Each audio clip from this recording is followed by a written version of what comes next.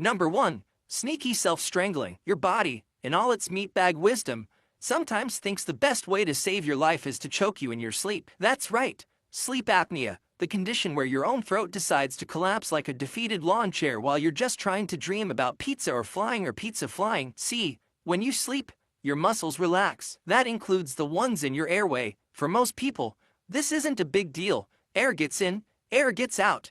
Dreams about flying wombats continue as scheduled. But if your airway is a little narrow or your brain is a little too chill, boom, throat collapse, your breathing stops, your oxygen levels drop, and your brain goes, "You emergency meeting." Then it jolts you awake just enough to breathe again. You might not even remember these mini suffocation parties, but your body sure does. It's like your brain keeps hitting the snooze button on death dozens or even hundreds of times a night, which sounds heroic except long-term.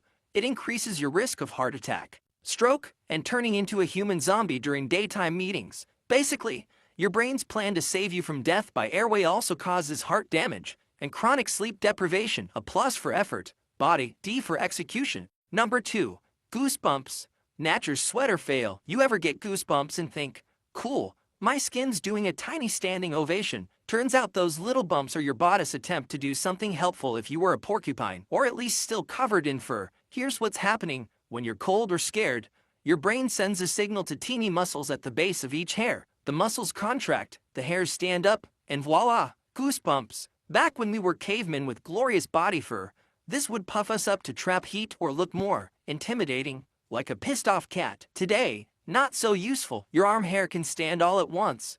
It's not keeping you warm in an air-conditioned Starbucks. Goosebumps are like your body's version of trying to solve modern problems with prehistoric tools. It's the biological equivalent of faxing an emoji. And yet, your body's still out here doing it. Like, don't worry, I got this. No, you don't. You literally don't. But thanks for trying, I guess. Number 3. You taste metal before you die. Sometimes, ever been so scared or stressed that you suddenly tasted metal in your mouth? First of all, wall. Second, that's your body pulling one of its weird or emergency levers. It happens when your sympathetic nervous system, the one in charge of, oh crap, mode, floods your bloodstream with adrenaline. That chemical storm can make your heart race, your hands sweat, and yes, change the chemistry of your saliva. When blood vessels get twitchy and leaky under stress, a bit of iron from your blood can sneak into your mouth. Iron, like the literal metal, your body's not trying to make you taste a penny for fun. It's just accidentally flavoring your last moments, like a rusty spoon while ramping you up for fight or flight. Which is ironic, because nothing kills your flight speed like stopping to go, wait, am I tasting aluminum right now? So if you're ever in danger and suddenly feel like you licked a battery, just know, that's your body screaming, do something, in flavor.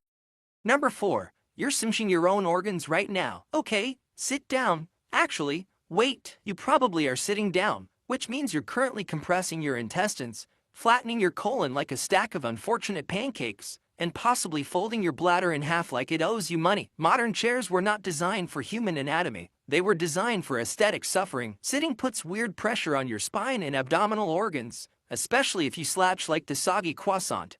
We all become by our 3 at a desk, but here's the kicker. Your body adapts to this squish. Your organs shift, your muscles tighten or weaken in all the wrong places. It's like your internal body map gets redrawn by someone with a grudge. So the same position that rests, you can actually lead to constipation, back pain, poor circulation, and even pelvic dysfunction. And your body doesn't scream, "Hey, stop crushing me." No, it whispers, slowly, in the form of mystery aches and digestive betrayal. Basically, your body is tolerating abuse like an overworked intern, silent, resentful, and planning its revenge through lower back spasms. Number 5. Your brain is a hallucination machine. Let's be clear, your brain is lying to you constantly, and not just about your ex being a learning experience.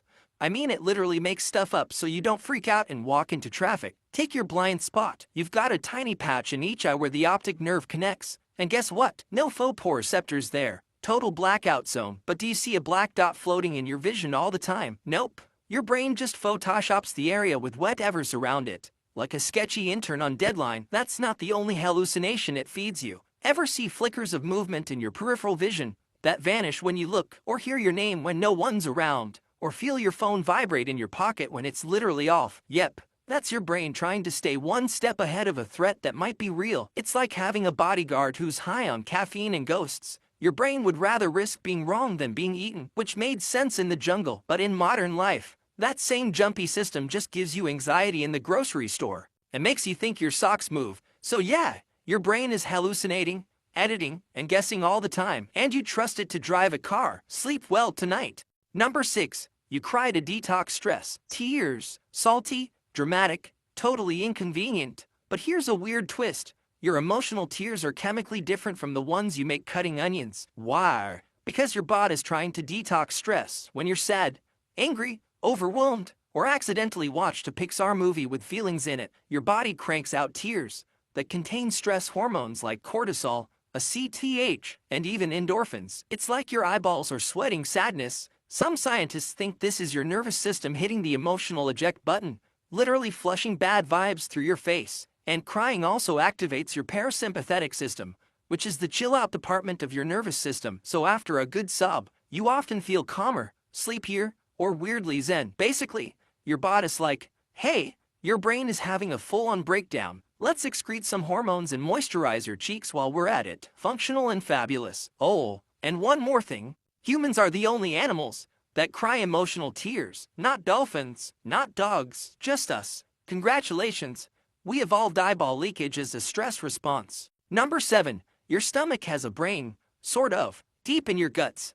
There's a whole nervous system that's been living rent-free and making weird decisions without asking your permission. It's called the enteric nervous system, aka your second brain. And no, it doesn't help with Sudoku. This system controls digestion independently of your actual brain. It's got 500 million neurons, which is more than a cat's entire brain. That means your intestines have better reflexes than Garfield. Ever felt butterflies in your stomach? That's real. Your gut brain axis uses neurotransmitters like serotonin and dopamine, the same stuff your real brain uses to manage mood. In fact, around 90% of your body's serotonin is in your gut, not your head, not your heart, your intestines. So yeah, when you feel anxious, and your stomach decides to either shut down completely or turn into a blender, that's not a coincidence. That's your second brain freaking out with you. It also explains why gut issues and mental health are so deeply connected. Your poop schedule and your happiness are, unfortunately, besties. Your body didn't just give you a backup brain, it put it in your torso and said,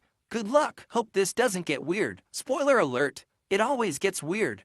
Number 8. Fever. Your body's fire alarm that sometimes burns down the house. You've probably cursed a fever at least once in your life, sitting under 5 blankets while simultaneously sweating like a rotisserie chicken. But plot twist, the fever isn't the illness, it's your body's attempt to cook invaders alive. When your immune system detects a threat, like bacteria, viruses, or your friend's sketchy sushi recommendation, it releases chemicals that tell your brain's thermostat to crank up the heat. The goal, make the environment so uncomfortable that the pathogens throw in the towel or die, preferably die. Sounds smart, right? Crank the oven. Roast the germs. The problem is, your body doesn't always know when to stop. Moderate fever, heroic effort. High fever, oh. Now your proteins are melting and your brain's getting foggy. It's like your immune system saw one cockroach and decided to light the house on fire just to be safe. Great instincts, terrible follow-through. Also, fevers often come with chills, because your body thinks it's colder than it should be,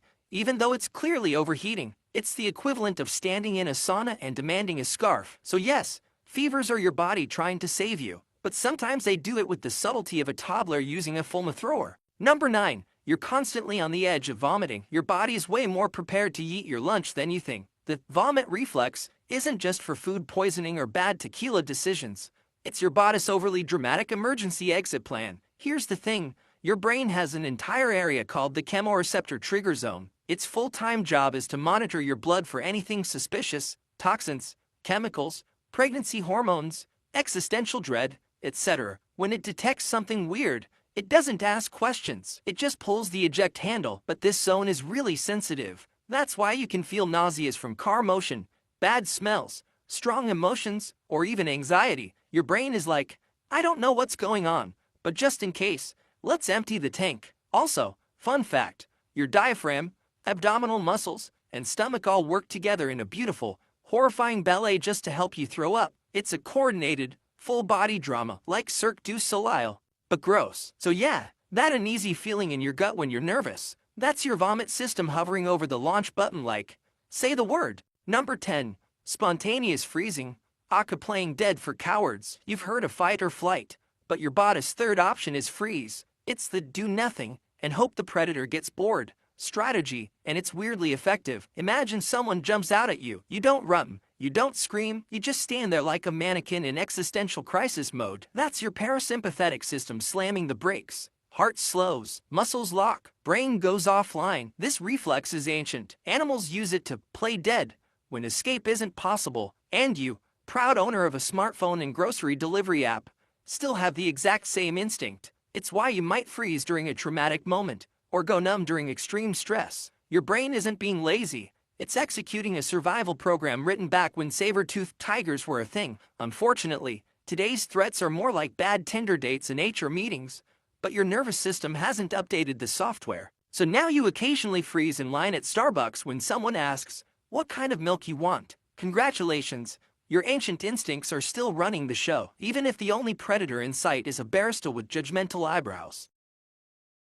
Number 11. Your skin is a panic button. You ever blush so hard you could power a lighthouse? Or break out in hives because someone asked if you're nervous? Yeah, that's not just your skin being dramatic. It's your body broadcasting your feelings like a malfunctioning billboard. Blushing is controlled by the sympathetic nervous system, the same one responsible for your classic stress hits like sweating, shaking, and running from bears or awkward exes. When you're embarrassed, anxious, or romantically flustered, your brain sends a code red to dilate the blood vessels in your face. Literally, it's like an involuntary honesty alarm. You can't fake it. You can't stop it. It's your body screaming, "Hey everyone, I'm having a social meltdown." And what's it for? Biologists aren't 100% sure. Some think it's a submissive gesture, like, "Oops, my bad, please don't hate me," which works great in caveman groups. Not so much during board meetings. Then there are stress rashes. When cortisol gets high, your immune system has a mini tantrum, sending mast cells into overdrive. Boom, hives, redness, itching, because nothing says, cool and collected, like your entire chest turning into a polka dot emergency. So yeah, your skin is basically your body's tattletale. It reveals stress, fear, shame, attraction, all the juicy stuff, without asking for your permission or your skincare routine. Number 12. You forget on purpose. Your brain deletes memories, intentionally, not because it's lazy, but because too much information would short-circuit your sanity. You don't remember every leaf you've ever seen, every background noise, or every sock you've worn.